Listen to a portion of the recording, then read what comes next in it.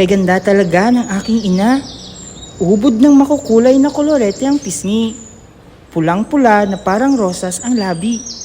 Nakaukit pa sa kanyang mata ang itim na marka na iniwan ni ama.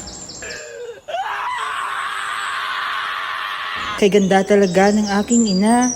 Kolorete pa lang niya ay mapapasigaw ka na sa ganda. Pati nga si ama napasigaw kagabi na ang sabi, Hoy, Mirna! Wala ka talagang silbi!